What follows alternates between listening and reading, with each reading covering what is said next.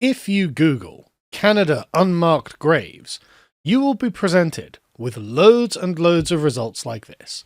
Canada, 751 unmarked graves found at residential school. Statement by Minister about this. Canada's unmarked graves, how residential schools blah blah blah.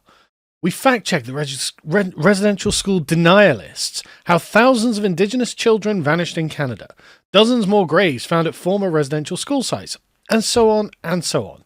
And if you look at the reporting from just 4 years ago, this was, in the BBC, Canada, 751 unmarked graves found at residential school. Or in the New York Times, unmarked graves of Indigenous children are found in Canada.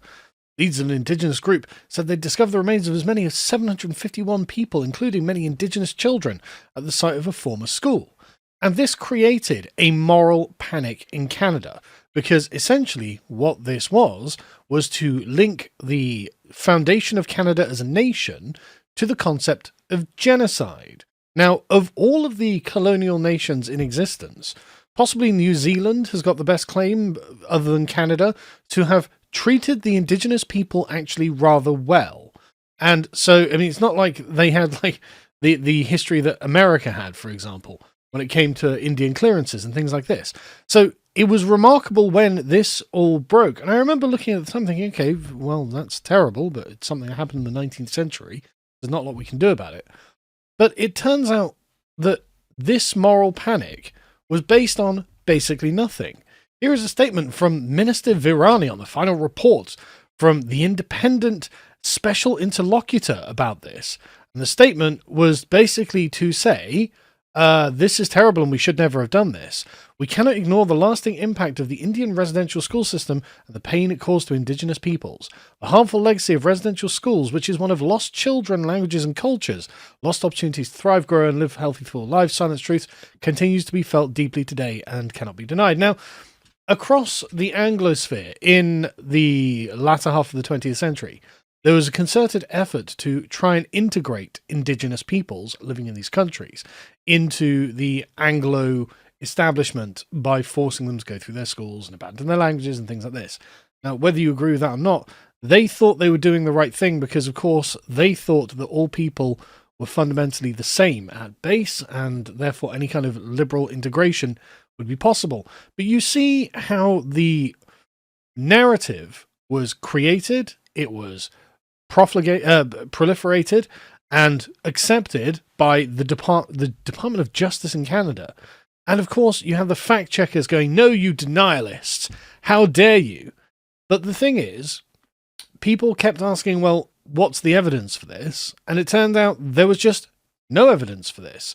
According to Tom Flanagan, who is a professor of the University of Calgary, or a former professor at the University of Calgary, and a distinguished fellow there, you know, a lunatic, a far-right extremist, some sort of ridiculous person who's not worth being listened to in any subject on anything.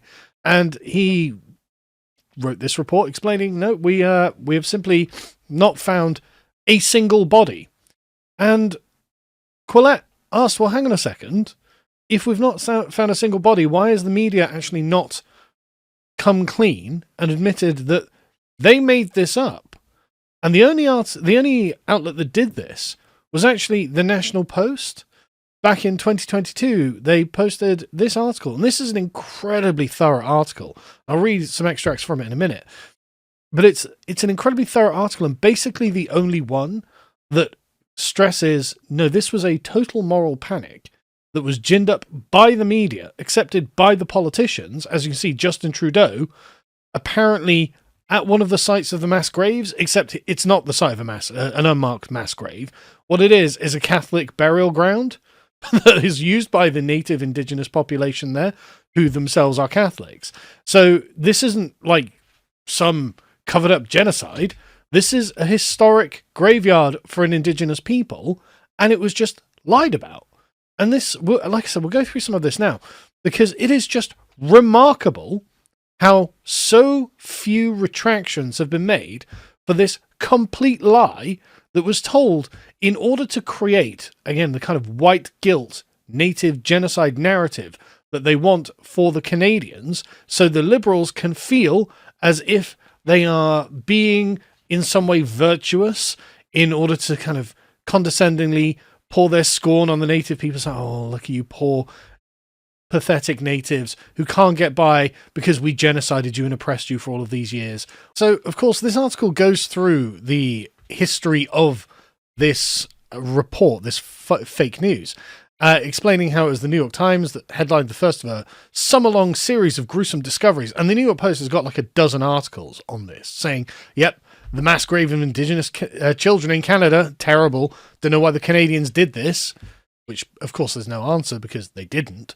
And this began with the story of 215 children whose remains were apparently discovered at a mass gravesite at a long-shuttered Indian residential school in Kamloops. And this all snowballed out of control, except that's not what happened. The term mass graves then gave way to unmarked graves, a cascade of breaking news events purported to reveal several discoveries of what eventually added up to more than 1,300 child burials at other residential school sites across Canada. Except that's not what happened in those places either. And still, there were dozens of protests, violence in cities, churches were burned down, some of them being beloved old Indian reserve churches where indigenous communities had baptized their children and eulogized their dead going back generations. Statues were toppled and smashed. Canada Day events were cancelled. The maple leaf was lowered on Parliament Hill and on all federal buildings across the country. United Nations Human Rights Special Rapporteurs called on Canada to conduct a full investigation, and they found that there were no bodies. As they point out, one of the most totemic images from the turbulent summer of 2021 depicted Prime Minister Justin Trudeau holding a teddy bear, kneeling at the little flag marking the site of a grave near a former residential school. Except it wasn't a just-discovered residential school burial ground. The graveyard where Trudeau knelt was a Catholic cemetery, a community cemetery. Children and adults, indigenous and settler, were buried there going back generations.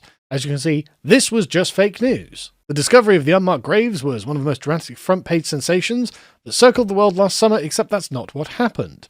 The Cowessess people noted from the outset they didn't discover any graves. The crosses and headstones had gone missing under disputed circumstances decades earlier, and ground-penetrating radar had been brought in to enumerate and pinpoint the location of each burial. This is a Roman Catholic gravesite, says the chief. It's not a residential school gravesite. It was just a lie. The medieval uproar was similar to the other gravesite discovery shocks that played out sequentially in national and international news media during 2021. It wasn't the indigenous people directly involved who made the disturbing claims that ended up in the headlines. From the beginning, the local indigenous leaders tended to argue for careful, thoughtful, and precise language. I'm not going to try and pronounce that, but one chief, Roseanne Casimir, pointed out that after the first shocking headlines, this is not a mass grave, but rather unmarked burial sites that are, to our knowledge, also undocumented, which doesn't mean that the residential schools were murdering indigenous children. But that wasn't the issue, was it? It was also the initial mass grave references appeared to lend credence to QAnon conspiracy theories, popularized by a defrocked white United Church minister in the 1990s. Among his many baseless claims, there was a countrywide archipelago of secret mass graves containing the remains of thousands of children murdered by priests. But there's no evidence for it. The archaeologists and GPR specialists engaged by those First Nation communities were similarly circumspect about the success of their efforts to locate gravesites, let alone verify persistent macabre stories about secret graveyards and ritualized nighttime burials of murdered residential school students. So the people who they claim were finding the evidence of this were not finding the evidence of this. I'm not claiming that they found the evidence of this. Even so, in the days following the story, veteran Liberal politician Carolyn Bennett, serving as Crown Indigenous Relations Minister at the time, expressed the hope that the news would be a catalyst, like the murder of George Floyd, for change. And you can see why they do this. The Liberal politicians thought, this will be our opportunity for us to claim the limelight for pretending to be oh so virtuous about a historic, apparent, horrific tragedy and massacre conducted by the Canadian state. Except it wasn't real, much to their disappointment. The journalists themselves just started reporting false information. For example, there was a Truth and Reconciliation Commission that found, over whatever period of time, 3,201 children had been found, had died in these schools. But this is not actually exactly correct, because as they say, sometimes it's worded while attending residential schools, but that's not what they concluded. So they found 3,201 children in its death registry, and the TRC found no record of at all where 1,391 children died, so you don't know they died in the schools. Of the remaining 1,810 children, only 832 of them died at the schools. And the thing is, there are reasons that some of these children died at the schools. For example, tragedies. One school burned down and many children died in it, which is terrible, but not something that was a deliberate policy of genocide. For example, in 1896, one particular school, 107 children died in a blaze ignited by students after Christmas holidays were cancelled.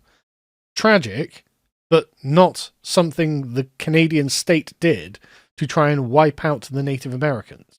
But the point being is that these sorts of stories had been circulating in Canada for many years, and so in a May 2021 press release, apparently the Council's Language and Department of Knowledge Keepers believe they had confirmed alleged burials at this former Kamloops Indian residential school. There have been persistent stories in the community going back decades about graves in the vicinity of an orchard adjacent to the school. Research begun in the early 2000s. What was new was that the GPR survey, made possible by a grant, had appeared to confirm 215 burials. However, the burials could not be confirmed, at least not without excavation. But the thing is, as this couldn't be confirmed, they were renamed, probable burials, and they needed excavation, but this community did not announce the decision to undertake any investigations. And similar stories had carried on, but after a couple of months of the investigation, the only graves discovered were of settlers who were buried a century before the school opened. But that was just the first one. Then you get more of them. So a month later, you get another one where 182 unmarked graves discovered near a residential school in BC's interior. But the case quickly turned out to be strikingly similar to the situation in Cowess's. It wasn't about a just-discovered Indian residential school graveyard at all. The local indigenous leadership at the site of the old St. Eugene's residential school was fast on its feet to attempt to correct the error. The confusion appears to have arisen from press statements made by another community. And the chief there said, the leadership wishes to clarify information that has appeared on various social media platforms as well as national and international news. He went on to explain that a year earlier, a single burial was inadvertently disturbed during remedial work adjacent to the former residential school, where a grand old building had been acquired by several communities. This was not a part of the issue. The burial was an old cemetery originally set aside for white settlers. In 1865, nearly half a century before the residential school was built. The school was built near a gravesite that was not a gravesite for indigenous people, and yet here we are, 180 or so, 182 unregistered infant deaths, unmarked graves that the residential school had, reveals the residential school had killed a bunch of children. This is not true. This is just not true. The graves were traditionally marked with wooden crosses, and the practice continues to this day. Wooden crosses can deteriorate over time and can result in an unmarked grave. It's actually pretty straightforward, and yet, look at the headlines. As he points out, there's another flurry of sensational headlines that carry on, and a series of grim announcements that there are at least 160 unmarked graves, except there was no such announcement.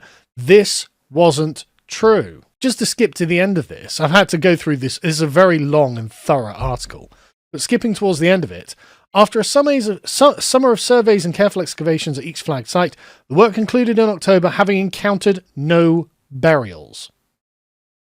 Not one corpse of a child that was secretly buried after dying in the care of these residential schools.